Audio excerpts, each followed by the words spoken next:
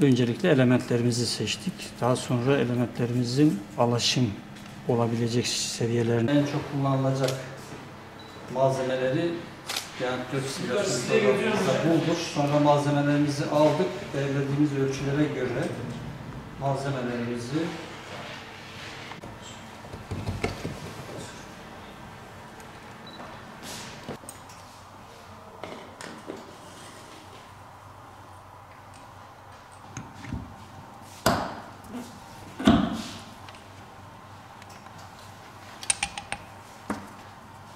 tercih ettik. Alaşım ve çelik üretiminde en çok kullanılan yöntemlerden bir tanesi. Diğer döküm yöntemine göre çok daha üstün özelliklere sahiptir. Şu an 20 tona kadar geldik. Evet, şu şekilde pellet elde etmiş olduk. Şu şekilde pelletlerimiz.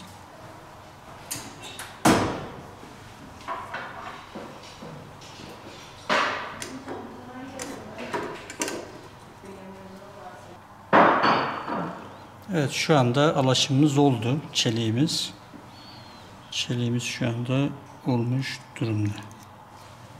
Bizde traksiyon kolektörü, bizde bir tane daha patent var aslında.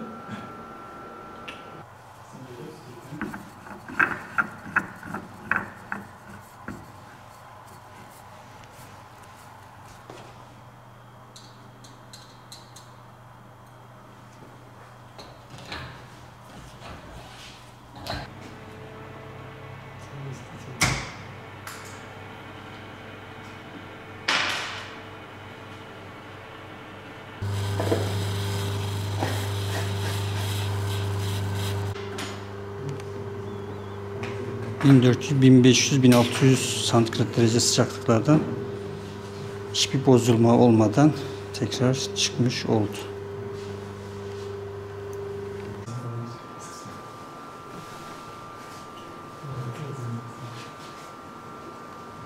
Arkadaşlar biz Ağrı İbrahim Çeçen Üniversitesi olarak son dönemlerde ciddi çalışmalar yapıyoruz. Bu çalışmalardan biri de benim kendi grubumun, ben ve doktora öğrencim, şu anda beraber çalıştığımız doçent doktor Bünyamin Aygün hocamızla beraber bir patent çalışmamız oldu ve bu patentimiz Ulusal Patent Enstitüsü tarafından kabul gördü ve patent aldı. İkinci aşama olarak da şu anda uluslararası patent alma süreci başladı. Ön değerlendirme geçti. İnşallah o süreçte yaklaşık bir yıl içerisinde kabul görmüş olacak diye düşünüyoruz. Tabii ki bu patentin önemi şu. Malumunuz son yıllarda ciddi anlamda Türkiye'de çalışmalar var. Özellikle savunma sanayinde ve nükleer santral konusunda ciddi çabalarımız var ve ilk nükleer santralimiz şu anda yapılıyor. Bitme aşamasına doğru geldik. İkinci, üçüncüsü inşallah devamını gelir. Bizim patentimizin temel amacı ve üstünlüğü nükleer zırhlanma aracı olarak geliştirdiğimiz paslanmaz çelik. Bu gerek özellikle önemli bir teknolojik ürün. Bu gerek nükleer santrallerde, gerek savunma sanayinde, gerek uzay araştırmalarında ve özellikle de radyasyonla çalışılan kanser araştırma merkezlerinde ve diğer tıp alanlarındaki bütün alanlarda önemli bir malzeme olarak karşımıza çıkacak, önemli bir radyasyon soğurucu malzeme özelliği taşıyan bir ürün. Tabii ki bu ürünün birçok üstünlüğü var. Mevcut kullanılan standart çelikten çok daha dayanıklı ve çok daha radyasyon emici gücü yüksek olan bir ürün. Gerek özellikle nötron soğurma ve özellikle de gama alanlarında ciddi bir radyasyon soğurma özelliğine sahip bir çalışma.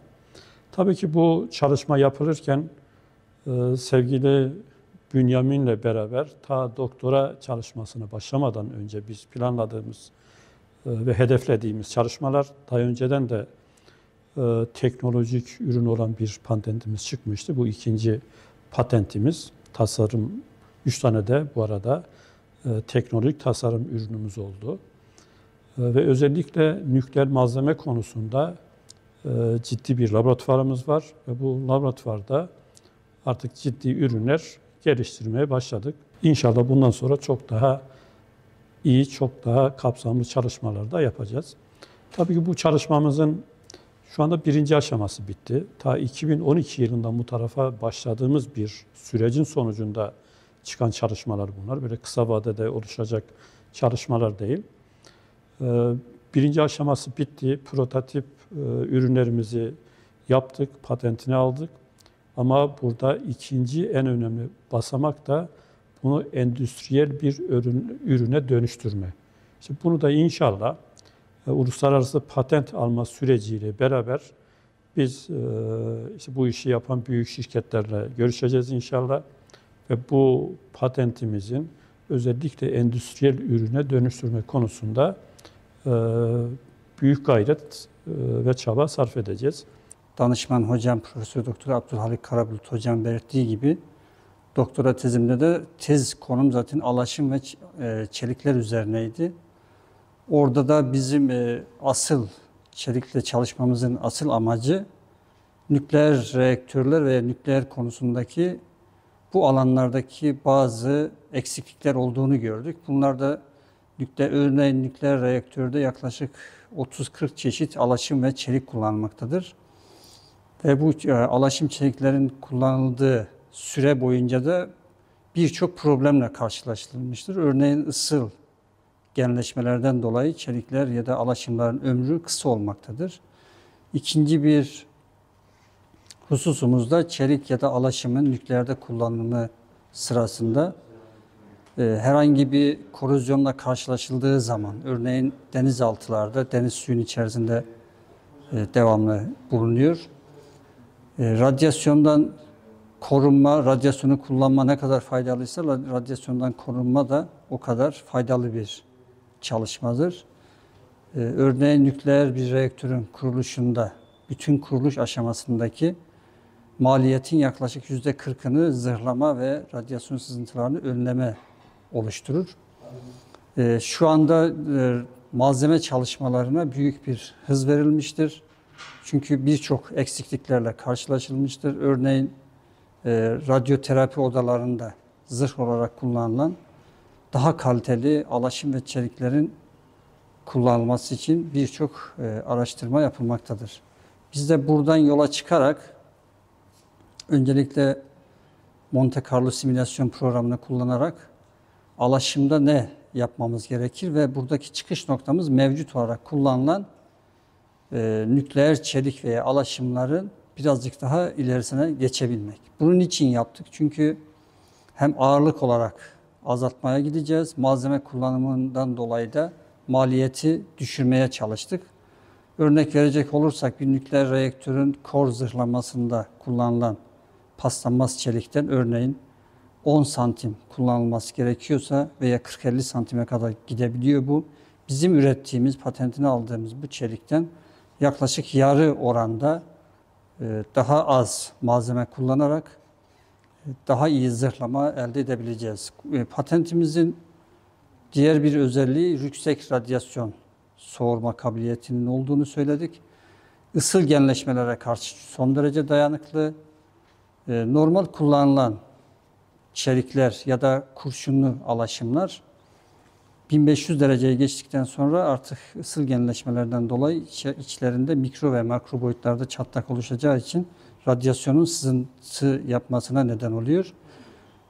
Böyle bir durumda da malzemenin değiştirilmesi ya da komple yeniden malzeme imalatına gitmek olabilir. Bu nedenle bizim ürettiğimiz nükleerde özellikle kullanılmasını istediğimiz paslanmaz çelik 2500 derecelik ısılarda dahi çok fazla genleşme yapmadan ve yüksek oranda radyasyon koruyuculuğunu devam ettiriyor.